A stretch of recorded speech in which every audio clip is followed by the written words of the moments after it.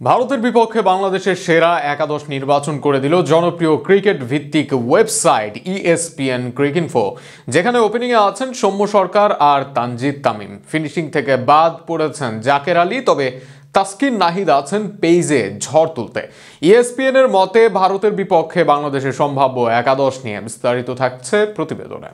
দরজায় কড়া নাড়ছে champions trophy. চলতি সপ্তাহে মাঠে গড়াতে যাচ্ছে এই আসর, তবে তার আগেই আলোচনা শুরু হয়েছে সব দলের সম্ভাব্য একাদশ নিয়ে, যেখানে বাংলাদেশের সম্ভাব্য একাদশ নির্বাচন করেছে জনপ্রিয় ক্রিকেট ভিত্তিক ওয়েবসাইট ক্রিকইনফোর সেই একাদশে পেজ অ্যাটাকিং এ রাখা হয়েছে ৩ জনকে, যেখানে তাসকিন আহমেদ, নাহিদ রানার সঙ্গে আছেন মুস্তাফিজুর রহমান। যদিও ক্রিকইনফোর এই একাদশ মূলত পুরো চ্যাম্পিয়ন্স ট্রফিকে বিবেচনা করে, তবে এই বোলিং লাইন আপ প্রথম ম্যাচেই দেখার সম্ভাবনা বেশি।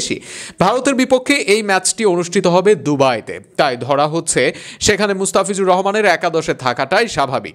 যদিও ভারতের বিপক্ষে তানজিম সাকিবেরও অতীত বেশ ভালো, তবুও তাসকিন, নাহিদ আর মুস্তাফিজুর রহমানই খেলতে পারেন এই একাদশে। এদিকে দলটির ওপেনিংয়ে ক্রিকইনফোর খুব বেশি ভাবতে হয়নি। ওপেনার সৌম্য সরকারের সাথে তানজিদ তামিমকে ওপেনিংয়ে রেখেছে তারা। ব্যাট হাতে দারুণ সময় কাটাচ্ছেন দুজনেই, তবে ইনজুরি থেকে ফেরা সৌম্য সরকারকে রিদমে দেখতে চাইবেন ভক্তরা। ওয়ান ডাউনে নো ওয়ান্ডার ইনফর্ম অধিনায়ক নাজমুল হোসেন শান্তকেই দেখা যাবে এই ম্যাচে। সর্বশেষ 10 ম্যাচে প্রায় 60-এর উপরে এভারেজে ব্যাটিং করেছেন তিনি।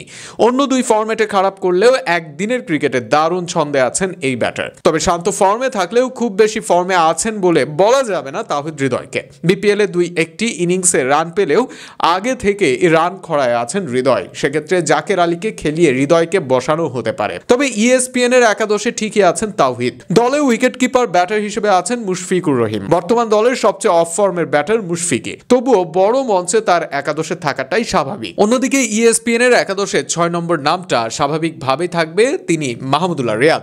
গত সিরিজেও বাজিমাত করেছেন এই অভিজ্ঞ ব্যাটার। মুশফিক, রিয়াদ, হৃদয়দের টপ অর্ডারে দিয়ে 7 নম্বরে রাখা হয়েছে মিরাজকে। তবে দলের এই ভাইস ক্যাপ্টেনের 4 নম্বরে খেলার সম্ভাবনাই বেশি। মিরাজের সাথে স্পিন অলরাউন্ডার হিসেবে ক্রিকইনফো রেখেছে লেগ স্পিনার রিশাদকে। বলের পাশাপাশি দারুণ ব্যাটিংও করতে পারেন তিনি।